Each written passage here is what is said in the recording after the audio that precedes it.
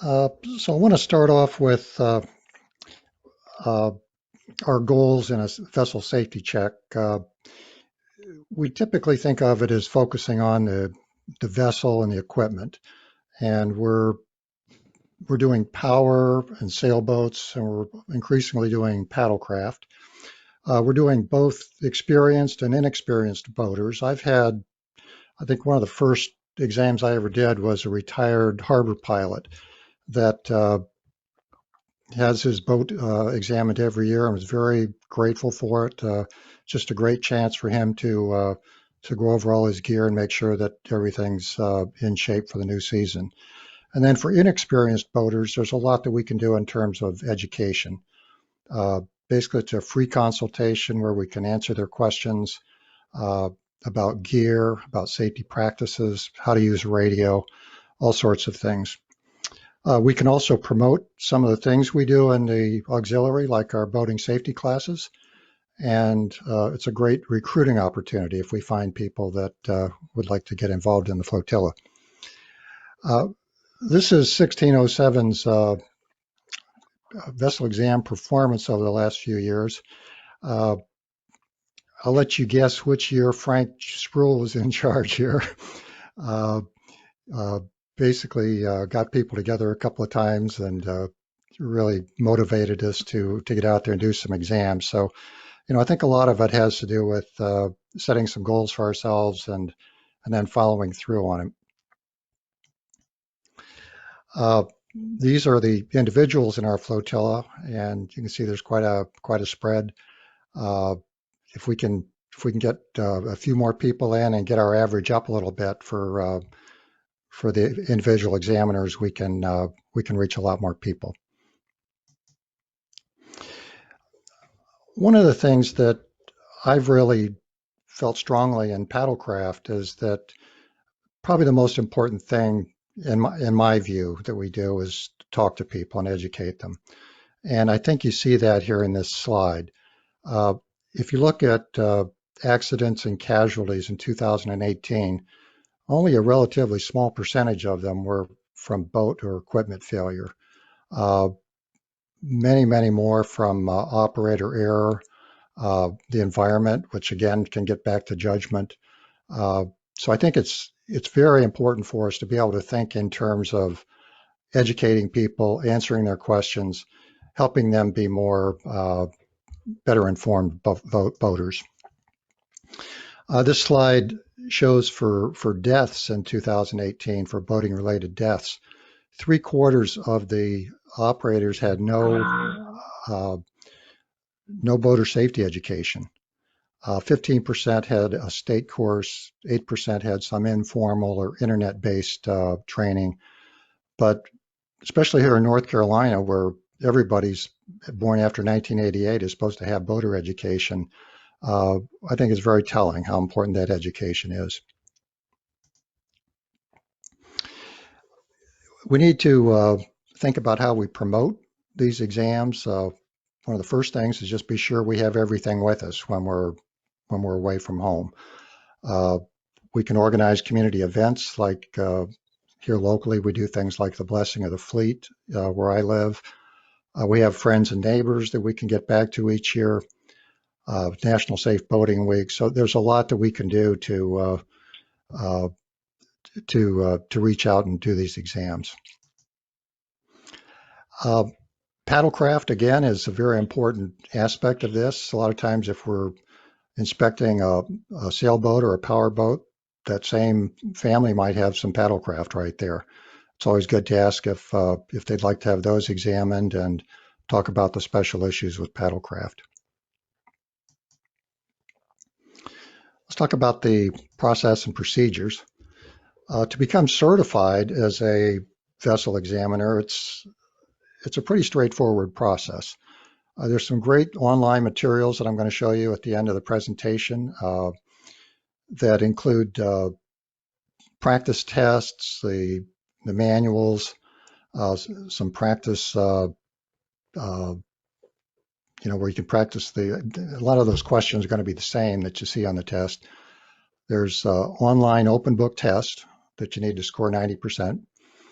And you have to complete 5 satisfactory vessel exams under the supervision of a currently qualified vessel examiner.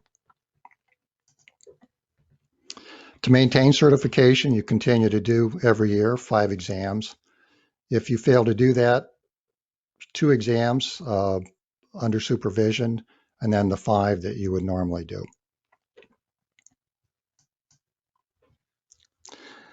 Another important thing that we need to emphasize is when you're going out to examine a vessel, you're on duty, and you need to be assigned to duty. You need to let somebody know.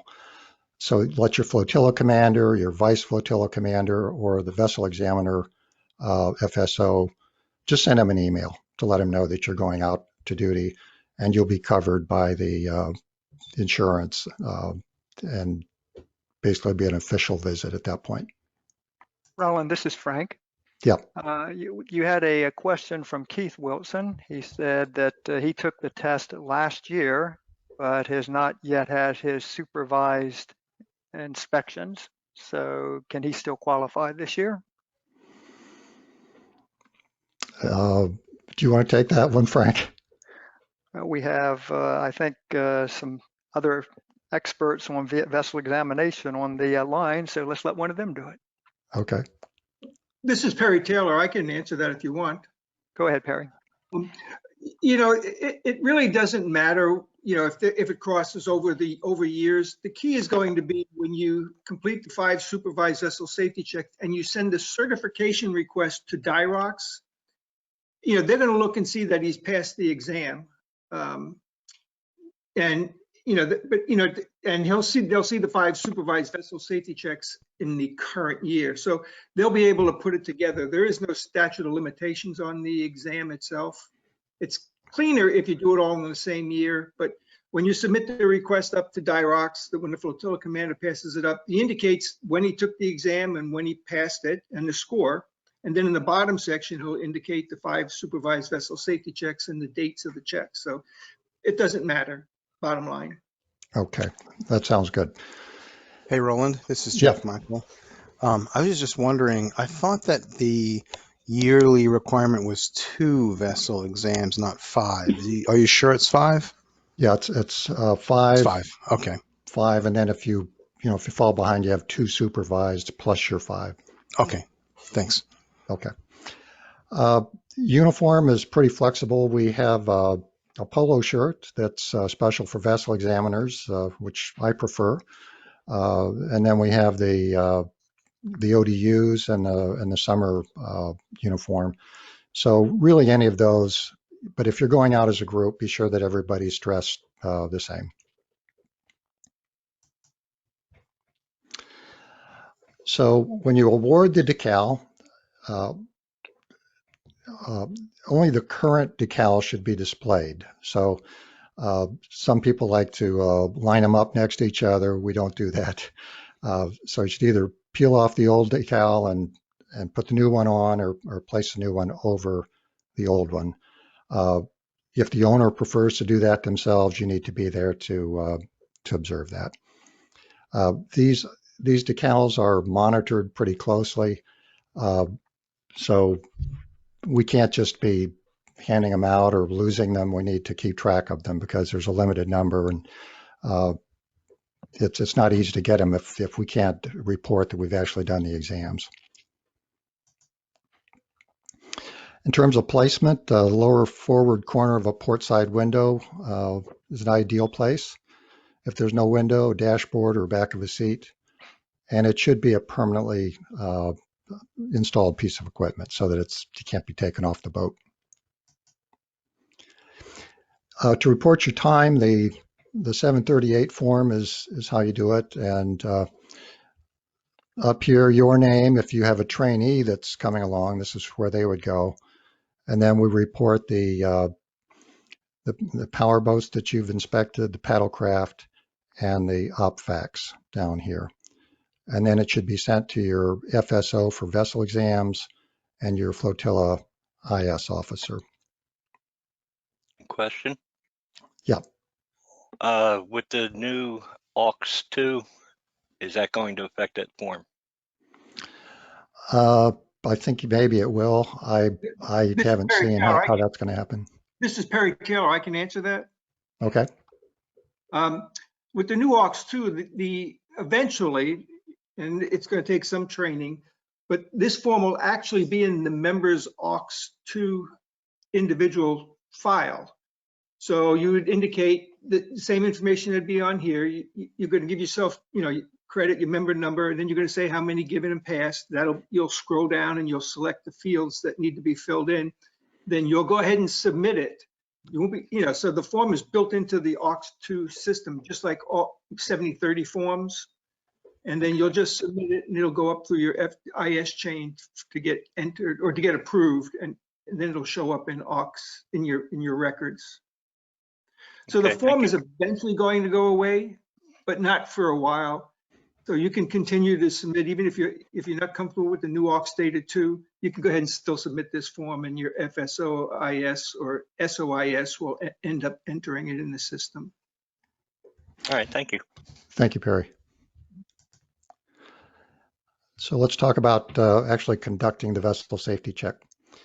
In my opinion, the 7012 form is an excellent guide for both doing the check and for structuring a safety discussion with a boater. So there's a lot of material on here. Obviously, you're not going to be able to spend a lot of time on each of these, but it's a really good framework that covers a lot of bases. So depending on who you're talking to and what the vessel looks like, there's a lot that you can do here. And what I'm going to do, I'm basically going to go through the required elements of that form one at a time and just touch on each of those things and then talk briefly about the recommended and discussion items. So in terms of registration numbers, if it's a boat that's registered with the state, we need to have plain block letters not less than 3 inches high, permanently attached to each side of the forward half of the vessel. And we need to be careful to look at the spacing of the letters so that there's a full space between the letters and the numbers, as we see here at the bottom.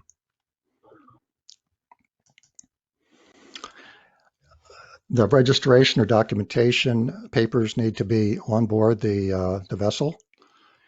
If it's a documented vessel, which is registered with the U.S. Coast Guard, the numbers need to appear on an internal structural part of the vessel, not less than 3 inches high.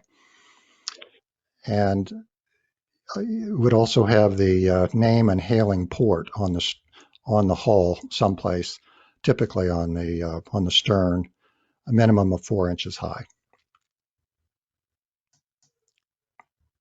Okay. So personal flotation devices. We're very familiar with type 1 through 5 PFDs. Actually, there's regulations that were updated in 2014 that got away from that. And what we really need to be looking at is the instructions on the PFD. So there's an awful lot of type 1 through 5s out there, and they may still be making them for all I know, but really your best guidance is right on the PFD. So for a wearable life jacket, we need one for each person.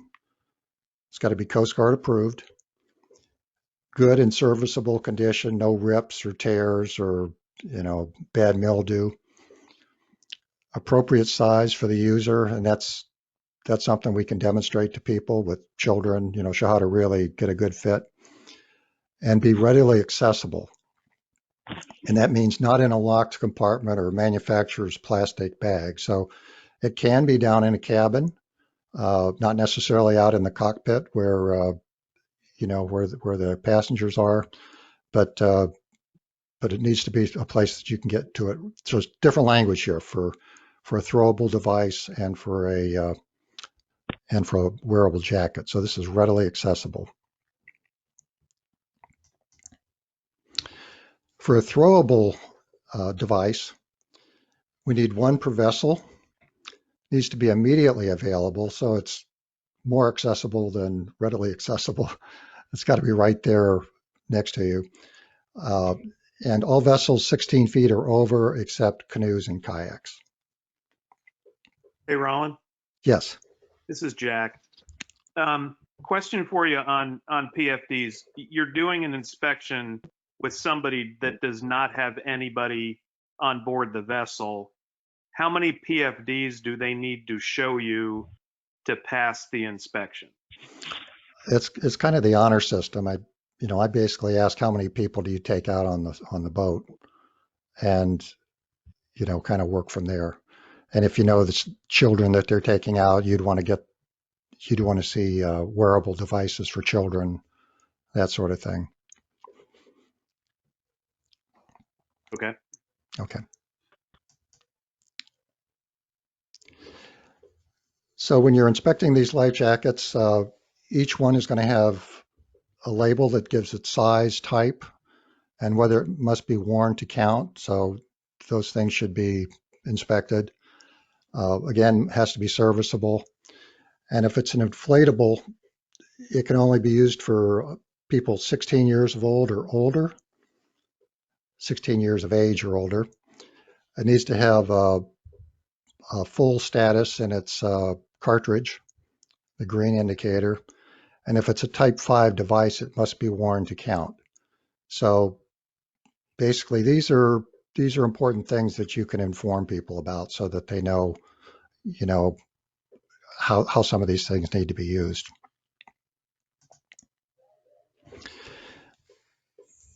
I think there's a little bit of confusion about visual distress signals between that and navigation lights. The visual distress signals basically are the kinds of things that we're seeing here. For nighttime, it's typically pyrotechnics. This flashing light by Weems and Plath is also approved. And then here's the flag for a day signal. And this applies to coastal waters. So it's when we're going here locally, going outside of Oregon Inlet. So for pyrotechnics, if that's how you're satisfying the requirement, it would be 3 day and night. It could be red flares that account for both. The orange flag would be day, and the flashing SOS light here would qualify for the night requirement. We check each of those for expiration dates. And if you need to dispose of those, many times fire departments and law enforcement agencies are willing to take them. And we don't recommend that people keep old ones because they can deteriorate and become dangerous. Hey, Roland, this is Frank. Yeah. There was a question regarding PFDs. Okay. The question is, if the text printed on the PFD about size, weight, etc., is not legible, is that vest bad? Does it not get counted as a serviceable vest? Well, if you had more than one of the same type, and it's legible on another one, I could see that might be a good way to to read it. But I think you need to know that information one way or another. Right, it's Travis. On those, if you can't identify it to meeting a specific requirement, it won't pass. So if there's no legible writing on it that tells you what that life jacket is good for, technically you should not pass it. I appreciate what Roland is saying. It probably would, I'm sure that would get you through, but supposed to have all the writing on it. Okay. Yeah, Frank, this is Jeff. I have read the same thing. Okay. Okay. We have one more question, Roland. Someone has asked a question about pyrotechnics. The question is how to get rid of old flares. So in theory, you may be able to take those to a local fire department or law enforcement agency. You're not supposed to be setting them off yourself recreationally or any place where they might be mistaken for, for a visual distress signal.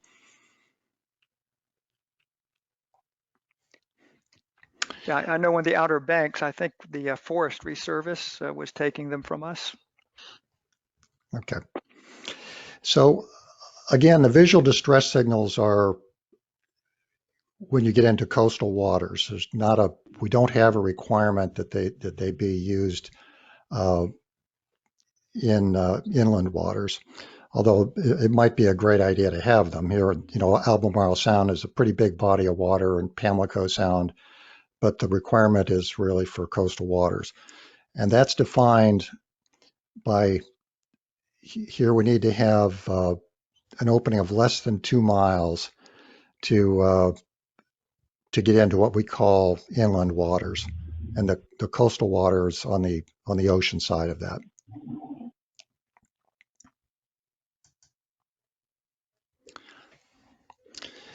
These vessels are not required to carry day signals, but they must carry night signals when operating from sunset to sunrise on coastal waters. So kayaks and canoes, you could take it out into the ocean, but you better have visual distress signals aboard if it's, you know, if the sun goes down.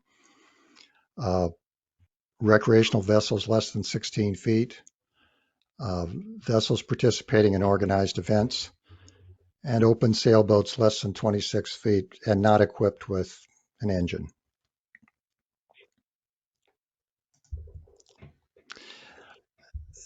Sometimes people use the term visual distress signals for these kinds of devices on inland waters. You know, they're not really visual distress signals, but they can serve a similar purpose. So particularly like with paddlecraft, you might have a flashing light. You might have the flag, which is a visual distress signal. But I think it's important to be clear on what a visual distress signal is. It really applies to coastal water. So item 5 on our 7012 is fire extinguishers. It's always required if a vessel has an inboard engine. And that's basically because there's the opportunity for gasoline fumes to get down into the boat and create a hazard. It's not required if it's an outboard engine and less than 26 feet, unless there's closed living space, permanently installed fuel tank, closed storage compartments that could contain flammable materials, or double bottomed hull that's not completely sealed. The 7012 form has a little table on the back that tells you how many fire extinguishers are required by the length of the boat. Very handy. And the back of that form is really a good cheat sheet in general. So take full advantage of that. And for each fire extinguisher, you want to check to be sure that it's Coast Guard approved, fully charged, that it's not damaged in any way. And the expiration date does not, you don't have to be before the expiration date. So that's not something that keeps you from issuing a decal. In 2017, the Kidde company recalled an unbelievable number of fire extinguishers going all the way back to 1972. And you know, there's still some of those out there. So this is a service that you can provide when you talk to people. If you see that one of these fire extinguishers with a plastic handle, there's a pretty good chance it might be recalled, and they can get a free new fire extinguisher from the Kidde company. I've got a couple of websites down here that are helpful for getting the product numbers that you can confirm which ones are recalled. The ventilation on these boats, basically this picture illustrates some of the places where gasoline fumes can be concentrated, and basically that's relevant both to the fire extinguishers and to the blower systems to kind of clear out those fumes. So you want to look into fuel and engine compartments for evidence of leaks. So do you smell gasoline? Have the owner turn on the blower so that you can check and see if it's exhausting properly. And check the date of manufacture on the boat to see if it's got the right kind of ventilation for the year that it was manufactured. And here's an illustration of an engine compartment that's got a blower that's exhausting. Put your hand over that and feel the air coming out. Hey, Roland, this is Frank. Yeah. Jeff Michael had wanted to make a comment regarding cracked fuel lines. This may be an appropriate time, Jeff. Yeah, so what I like to talk to people about is when we're doing these vessel safety exams, make sure that it is a safety exam, and try to find as many fuel lines as you can and follow them and look at them, look at their connections, look at their the hose clamps that hold them on there. See if it looks like they're oily, greasy, leaking, maybe leaking fuel, things of that nature. Can be very, very important to prevent a fire. And, we would hate to have sign off and give a vessel safety check, and then a couple weeks later that boat catches on fire somewhere because we didn't look for things like that. So very, very important. Smell the bilge, that, all those things, and talk to the owner and tell them what you're doing and tell them that they should be doing this at least periodically. Best if they do it every time they take the boat out. Thanks. Thank you, Jeff. So marching down the form here, the number 7 is the backfire flame arrestor, which on gasoline engines is attached to the carburetor. Basically want to check and make sure that it's there and that it's clean. We don't want to disassemble it. So, basically it's kind of a limited inspection. Sound producing devices. Every vessel must have a sound producing device. So it can be a whistle or a horn, audible for a half mile. And on vessels over 65 feet, they must have a bell, but we're not inspecting those vessels. So we're talking bells and horns. Navigation lights. Recreational vessels must have them between sunset and sunrise and during periods of reduced visibility. It doesn't matter if you're planning to go out at night or not. Most boats are required to have those nav lights. Encouraged but not required to have nav lights are sailing vessels under 23 feet. And I believe that means it doesn't have an engine on it. A vessel under oars, and for those kinds of vessels, a flashlight or all-around white light is acceptable.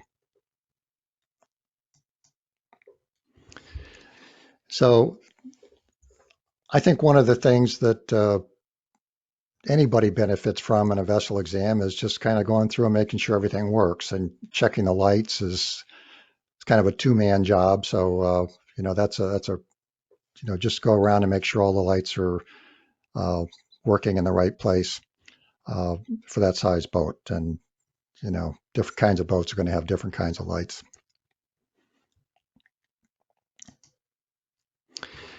So for boats 26 feet and longer, there's two kinds of placards they need. One is an oil pollution placard, shown here.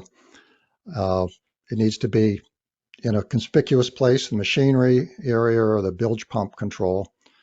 And this is, a very important thing because oil is very damaging to marine life and to wetlands. So it's something that we take very seriously.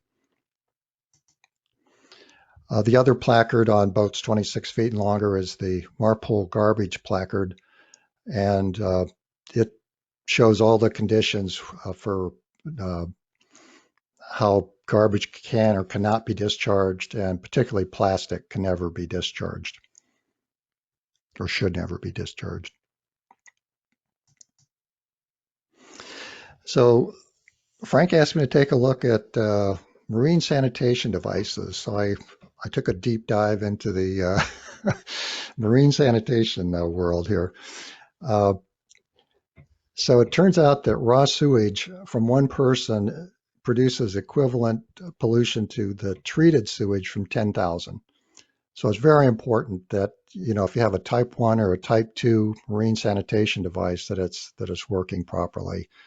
So it's legal to discharge treated sewage from a type 1 or type 2,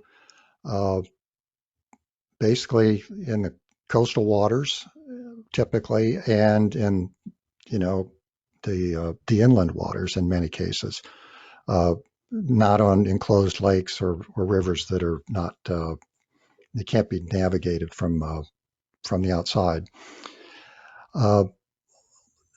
Alternatively, sewage can be stored on board in a Type 3 marine sanitation device and pumped out at a marina or outside the 3-mile limit. So what is a marine sanitation device? It's not the toilet, it's the device that the discharge goes into from the toilet. It's designed to receive, retain, treat, or discharge sewage. Type 1 and Type 2 treat that sewage before it's discharged with chemicals or other treatments. Type 3 is usually a holding tank that can include things like incineration, recirculation, and composting. A porta potty is not a marine sanitation device, and it's not something we would have to inspect. There is such a thing as a no discharge zone where even the treated discharge is not allowed. And we have that in the southern part of the state, and have a map of that I'll show you. Operators of vessels equipped with flow-through devices must secure the device in those areas to prevent overboard discharge. So there can't be any kind of sewage discharge in those areas.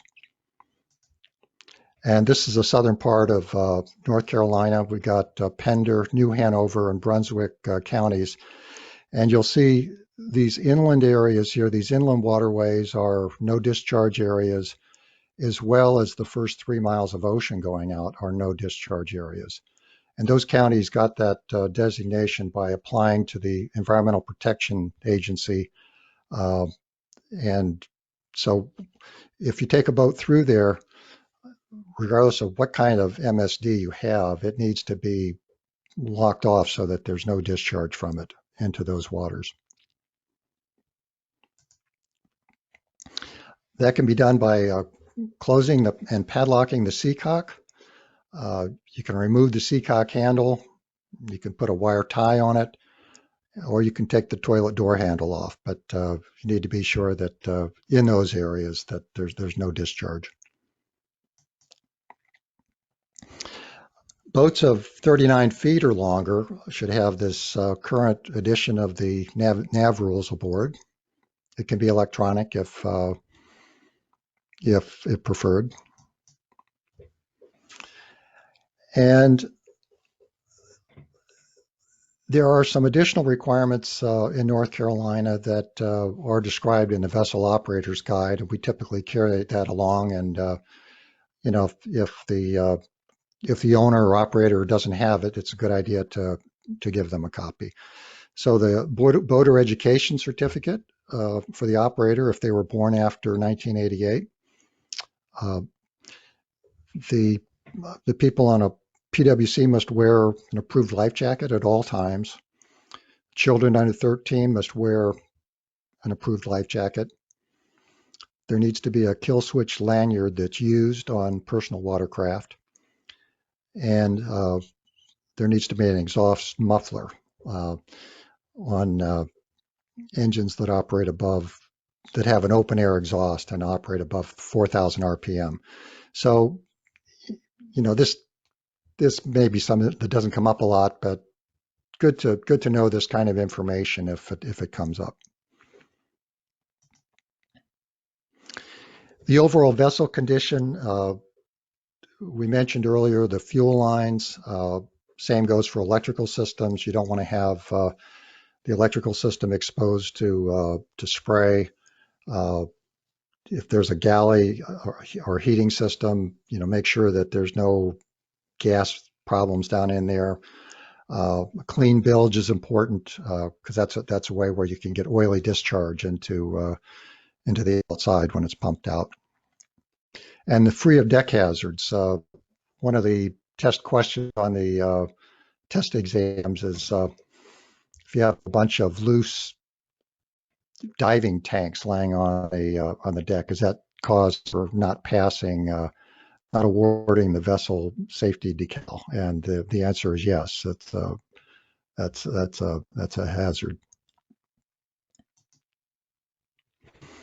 So there's a lot of recommended items on the right hand of the form. One of them is marine radios. It's not a requirement, but people really should have them when they go out, and they should know how to use them. And if it's a digital selective calling radio, they should know that it needs to have its MMSI number registered, and it either needs to have an internal GPS or be interfaced with the GPS. So those are good things to ask people about. Just make sure they know how to use their equipment, and if it's not registered with the MMSI, it should be done so. Here's some of the other discussion items. There's a lot here. I think a lot of these things we know about from our work in the auxiliary, and it's good to talk about them as needed. Okay, so Frank, when I took this class several years ago, he had what he called his sleep index, and he likes to, at different points during the class, see what percentage of the people have their eyes open. So we don't have that, but we're doing a pop quiz instead. So we're gonna test you on some of the things we've talked about. And Frank's got some new technology for that. But before we do that, Roland, a couple of questions. Okay. One, are there any new requirements about inspections of kill switches on newer model boats?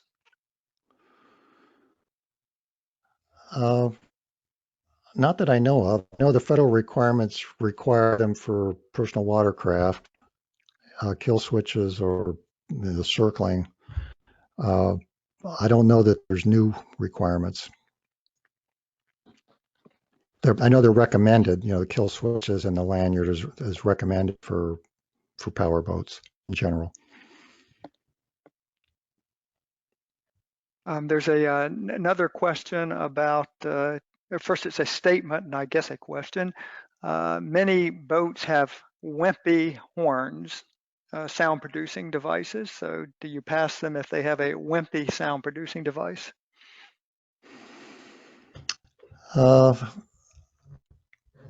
Well, I'm a paddlecraft person, and most paddlecraft people have wimpy devices. They're, Hey, kind of hey, Roland, a this whistle. is Jeff Michael speaking. I Yeah, noticed earlier in your presentation, I think it said it had to be audible for 2 nautical miles. a half So, mile.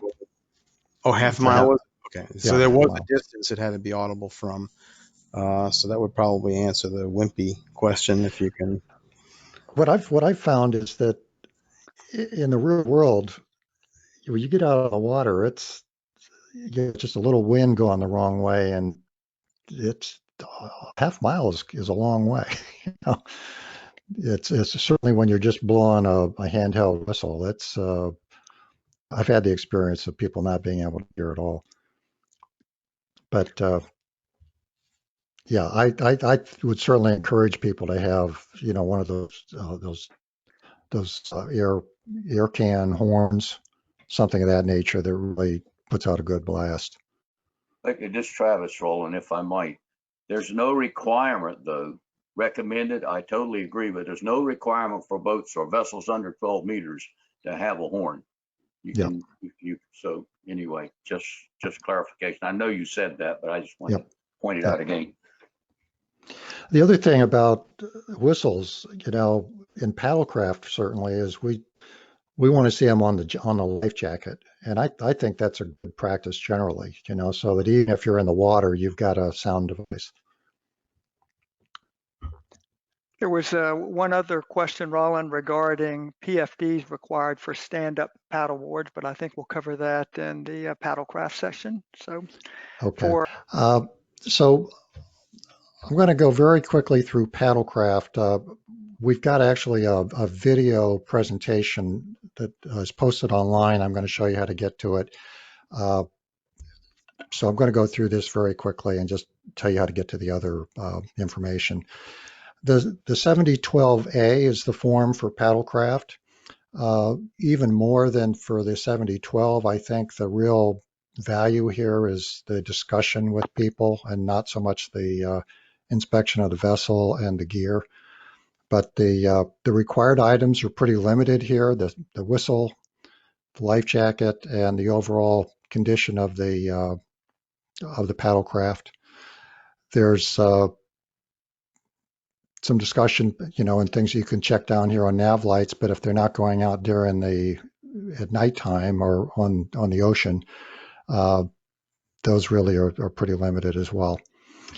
But really an excellent cheat sheet on the back here, which I didn't make an image of, but a lot of good information on the back of this form about paddlecraft. So be prepared to talk about safety. Most paddlers have never had a boating safety class. There's no requirement for it. They probably don't understand the risks if they get out away from shore. If you don't know much about paddlecraft and you're doing vessel exams, it's a great idea to work with an aux-pad operator. And if that's not possible, take a look at the resources on our 1607 website. We've got a 42-minute video that talks about a lot of the things that you can examine and talk about in a vessel exam. So, we have a lot of the same things. We have the registration. Typically, there is no registration typically for paddlecraft or sailboats under 14 feet. Sometimes there's a hull identification number. Good idea to write it down if there is one. It might help if the kayak is stolen, but many times there's no hull identification number. Life jackets and whistles are an important topic. They must have a whistle or a horn, should be audible for a half mile, and it should be attached to their life jacket. One wearable life jacket for each person, and there's no requirement to wear it, but it must be readily accessible. So you couldn't have it in a hatch that you can't get to, and really, if you capsize and you don't have your life jacket on, it's not going to be readily accessible. A throwable PFD is not required on kayaks, canoes, or other boats under 16 feet. So very important to talk about wearing the life jacket. Roland, this is a good place to respond to the question. Is a PFD required on a stand-up paddleboard? Yes, so a stand-up paddleboard is a vessel like any other, and it must be readily accessible. And really, it should be worn. There are special PFDs that go around the waist. They're inflatable, that are very comfortable, and people don't need to, be limited in their movements. One of the things to look for in that is if you've got a PFD that's inflatable and you've got it on in the small of your back, and that inflates, it's going to put you face down in the water. So if you see somebody that's wearing one of those, it really should be worn on the front, like a little fanny pack. But yes, they do need to have life jackets or PFDs, wearable PFDs. We want to check the overall vessel condition of paddlecraft, and one of my favorite targets is bulkheads. Recreational kayaks don't have them, and that's a big shortcoming of those kayaks. So it doesn't mean you can't pass the recreational kayak, but a bulkhead gives a lot of advantage in terms of buoyancy if there's a capsize, because it just has that small cockpit area that floods, not the whole kayak. Should also check deck lines and bungee cords to make sure that they're in good condition. The deck lines are really how you can tow somebody or flip their kayak back over. If they're not strong and secure, they're not going to be very useful. They also are how you can, essentially they're your lifeline on the kayak too. It's how you can pull yourself back up. And then check the condition of the paddles or oars or their blades for cracks. I personally have had a paddle break on me while I was in the middle of a roll, and I ended up being rescued by the Coast Guard because I was out with a paddle that was not in great condition. The nav lights and visual distress signals. So between sunrise and sunset, the nav lights basically are an all-around white light, which could be an electric torch. So you need to be able to make yourself visible to an approaching boat if you're out at night in a paddlecraft. And if operating on coastal waters at nighttime, you need to have nighttime visual distress signals.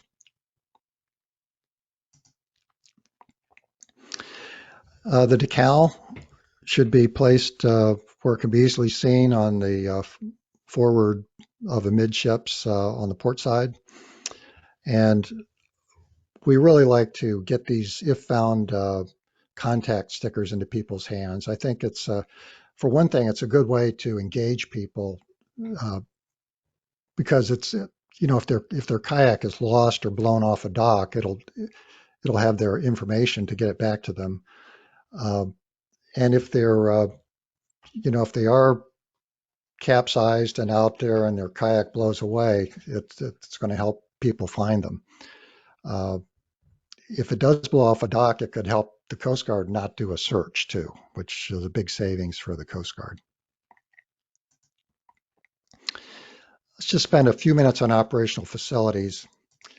There are three different kinds of OPFACs. The 7003 is the standard one that we use for powercraft.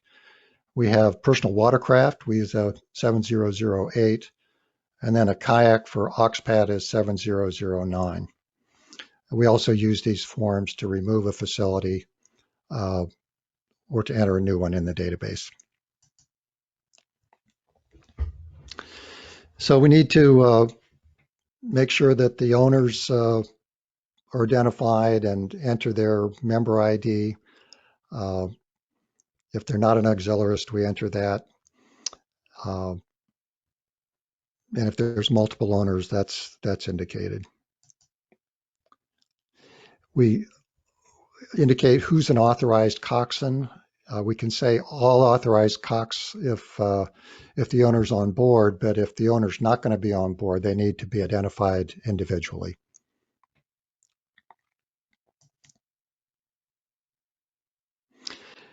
There are a number of items that can be waived by the district commander, and those starred items, there's two of them that have not been waived in District 5.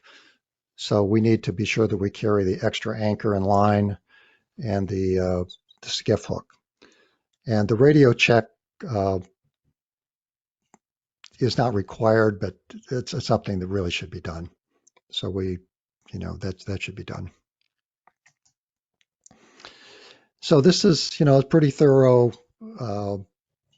list of requirements that people need to have have their boat qualify as an OPFAC, and you just need to go through that and make sure that they're all there and in good working order.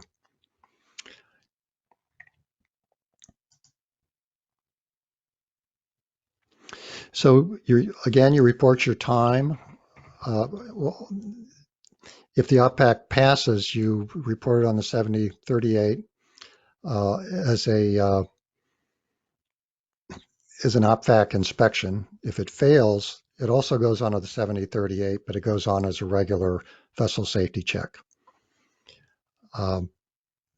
The 7038 is distributed to the FSO VE and the FSO IS, and the 7003 goes to the FSO VE, the FSO Ops. That's probably the most important one. The FSO VE and the owner.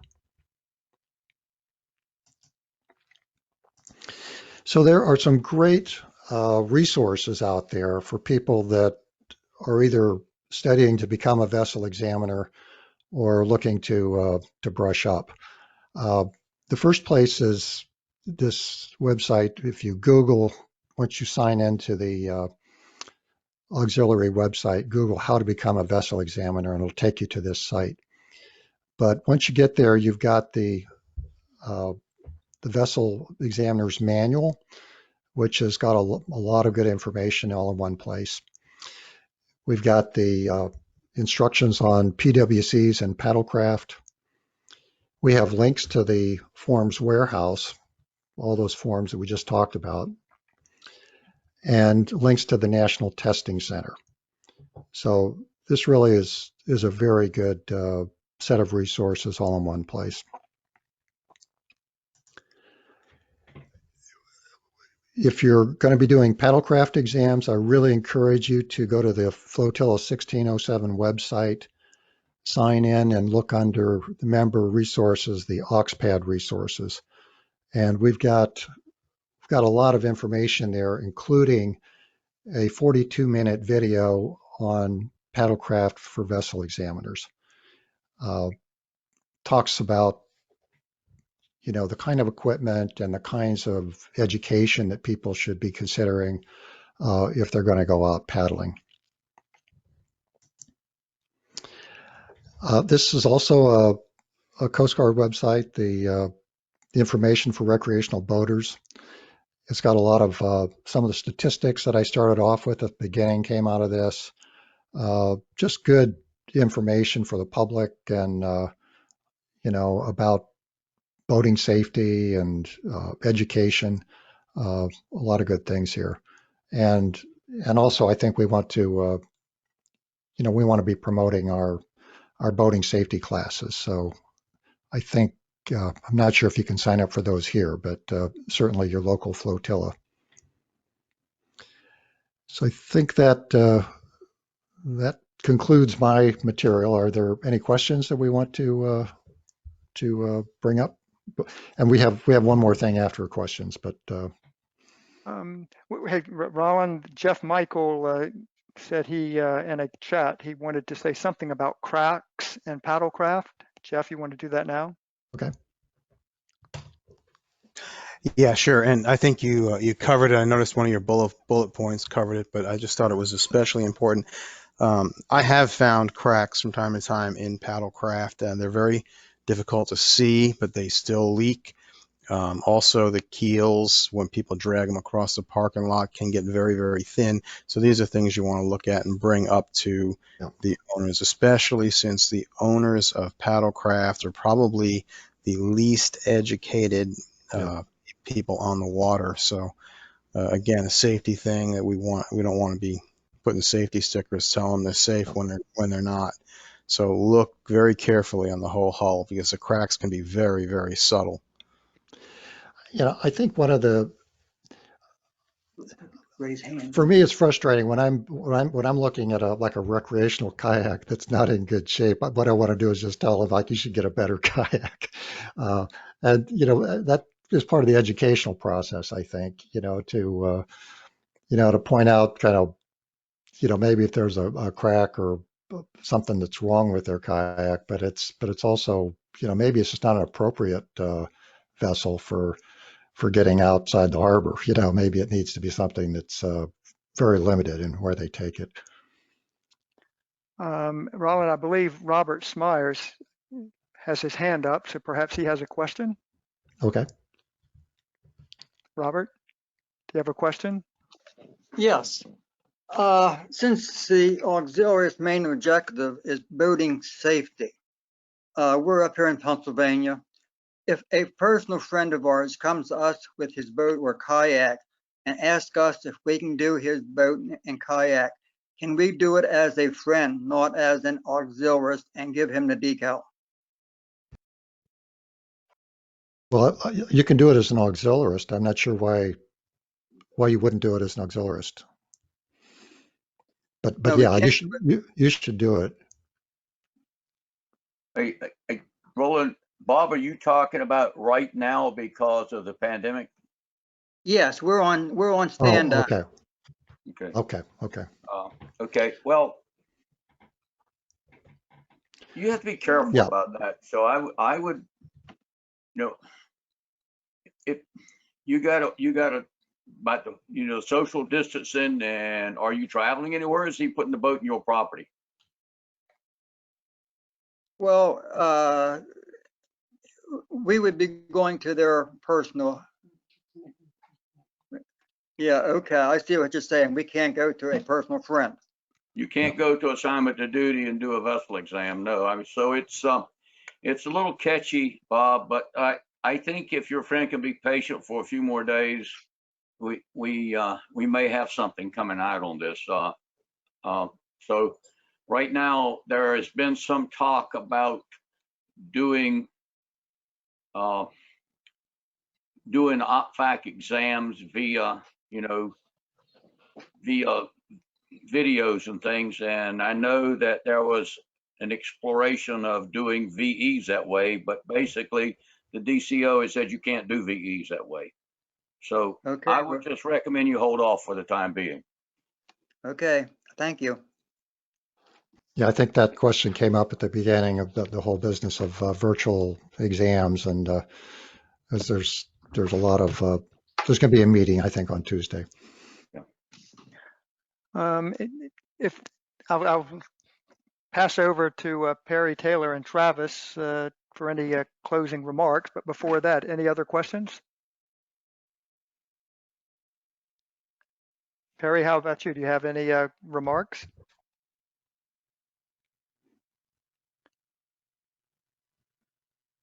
Your mic is on mute, Perry. So if you have any remarks, you need to unmute. I'm sorry. The 7012 that was shown earlier is the new one that came out last year. The major difference is it included a field for remarks so that you could make notes to the boat owner or notes to yourself, should there ever be a question later on. But the old 7012s are still good. It's just that if you order them now, you'll probably get the new one that has the remarks field in it. The other item I just wanted to mention, when checking a PWC life jacket, check the speed rating on the life jacket. Most PWC owners aren't aware that life jackets have speed ratings. And if you take a look, it probably says it's rated for 50 miles an hour. It's not a requirement that they have the appropriate speed rating, but it could make a difference if they hit the water going greater than 50 miles an hour. So just point that out to them that, next time you replace this life jacket, you want to, get an appropriately rated one. Perry, you bring And up. lastly, I'm sorry, go ahead. oh, go ahead. No, go ahead. Perry, finish. I'm just going to say you bring up an interesting point. We had a guy that was renting PWCs in Hatteras, and he got picked up by the NC Wildlife guy because right inside the jackets he was furnishing says not acceptable for PWC use. Oh, geez. So yeah. So that's important to look at. Yes. Right. Read the label. Yep. And I think Roland pointed that out very early on. Read the label. It'll tell you everything you need to know. Yeah. But speed ratings are not requirements, they're recommendations. And so I can't tell you how many PWC operators say, I don't need a vessel safety check. And you ask them, can we do one thing? And then we look at the life jacket and they go, wow, didn't know that. And then lastly, those if found contact stickers, if you find yourself, you don't have one or they're out of them at ants, the operator can just take put a piece of duct tape inside and write the contact information on Sharpie inside. So everybody likes those stickers, but if you don't have one, they're out of stock. That's another way of putting that information inside the paddlecraft. That's a great point. That's it. Travis, you have any closing comments? No, I want to thank you, both you guys, for doing such a great job. You know, it's Roland, you did a great presentation, and Frank, thank you for helping Roland refine this process. And with that, I will just get quiet again. Yeah, Roland, if it's okay with you, I will send by email everybody that joined the meeting tonight a copy of the presentation. That'd be great. And I think we'll be posting it. I don't know exactly. It'll be on our website someplace, but I'll Yeah. post it. I'll have Holton post it. And in order and in regards to your time, you need to enter time for participating in this on your 7029 as 99D training time. And that concludes the session.